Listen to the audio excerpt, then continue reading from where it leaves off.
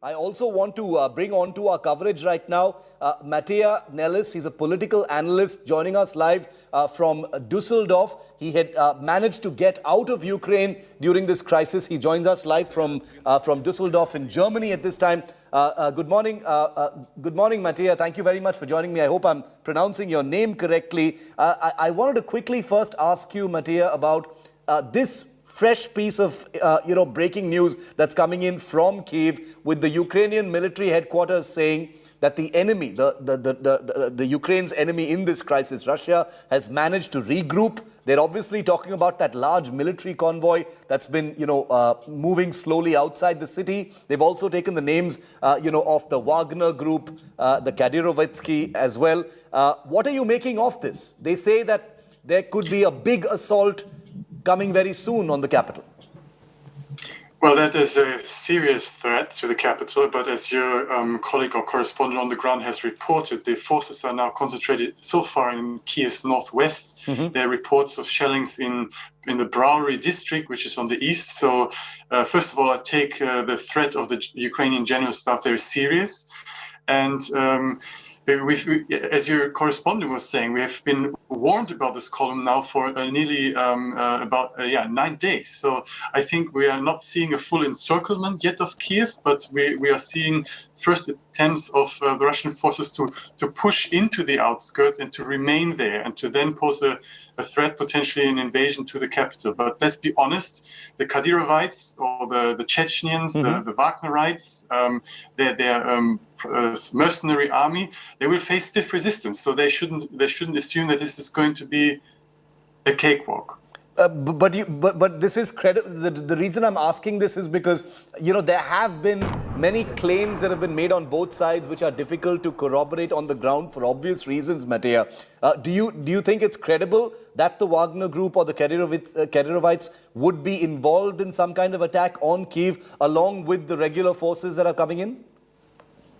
Absolutely. So listen, we saw Kadyrovites in the first wave of the attacks. Already on the Hostomel airport, we saw high-ranking Chechen commanding officers being killed. So the Chechens are already on the ground. And Wagner mercenaries have been fighting in eastern Ukraine since 2014 and 15. And so absolutely, I think it talks more, or tells us more about the Russian desperation. They are bringing in whatever they have to throw at the Ukrainian capital, and that they are readying themselves for a close combat and street fight. Is it just a matter of time in that case, Mattia, for this big assault on Kyiv, in your view? Because the number of Russian military assets that have entered Ukraine is large. Even though it remains in the realm of claims, some cities have either fallen, like Kherson in the south, some are under siege. There are some cities which have been surrounded. There are cities like Kharkiv which have been, damaged. Chernihiv and Kharkiv are the two cities which have faced the brunt of shelling, missile attacks and air attacks over the last 13 days. But Kyiv, so far, the city itself has remained untouched, though the surrounding areas, Hostomel, like you mentioned, Irpin, we reported from there a couple of days ago during shelling that was taking place. And the general sense is that Hostomel, Irpin and some of the other suburban satellite towns, as it were, are being softened up for that final assault on Kyiv. So is it only a matter of time, in your view, before it happens?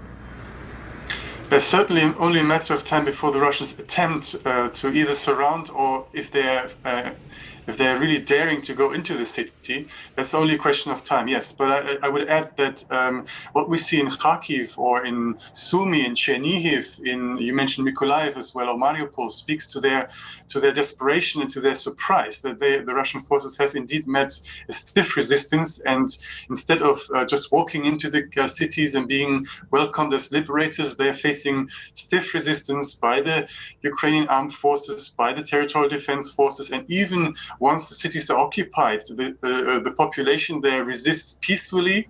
So this is everything but a cakewalk. So the Russians are doing what the Russians are knowing best. They're shelling the cities, they're targeting infrastructure, they're targeting and killing civilians to sow terror and to weaken the defense. But let's be honest, they so far only stiffened the Ukrainian resistance. Okay, thanks very much, Mattia. Pleasure speaking to you. Thank you very much for being with us. We value the insight, the analysis, the perspective of analysts like you. We will keep coming back to you as this story moves forward. And it is moving forward, as is that military convoy. When is that attempt, as Mattia put it, when is that attempt going to, take place to actually hit Kyiv? The shells have been landing on the outskirts. Aircraft have been shot down, just a few tens of kilometers outside of Kyiv city. So the levels of combat intensity around the city are high. A ceasefire bubble is in effect over the city, the metropolis itself. But the surrounding areas, the satellite areas of Kyiv continue to be under a great deal of attack. And that is the context in which the Ukrainian military headquarters has just issued a statement saying there's a big attack coming and we are prepared for that. The big threat to Kyiv is our big thrust story right through today here on India Today. We have 6 reporters on the ground in and around Kyiv. No half measures here on India Today. Coverage from the capital of Ukraine when you come back.